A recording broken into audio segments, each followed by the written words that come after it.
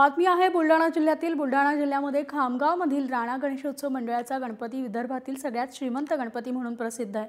या गणपतीला 70 किलो चांदी आणि 2 किलो सोन्याच्या अलंकारांनी गणपतीला सजवण्यात आले। या दागिन्यांची किंमत सुमारे 72 लाख रुपये आहे। ही मूर्ती प्लास्टर ऑफ पॅरिसची असून मूर्तीचं विसर्जन केलं जात नाही।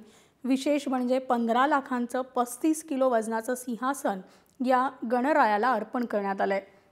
त्याचबरोबर या मूर्तीचा आढावा घेतला आमचे प्रतिनिधी राहुल खंदारे यांनी। विदर्भातील सर्वात श्रीमंत मूर्ती साकारली आहे बुलढाणा जिल्ह्याच्या खामगावमध्ये। राणा गणेश उत्सव मंडळाकडून सर्वात श्रीमंत गणपतीची स्थापना करण्यात आलेली आहे। गेल्या 75 वर्षापासून या गणपतीची स्थापना करण्यात येते आणि दरवर्षी या मूर्तीला चांदी असो सोनं असो त्याचं अर्पण करण्यात येते। भाविकांकडून देखील मोठा प्रतिसाद आहे। आपण आता राणा गणेश मंडळावर आलेलो आहे। आपण पाहू शकता की ती मूर्ती कशा प्रकारे सोनं आणि नाण्यांनी साजलेली आहे।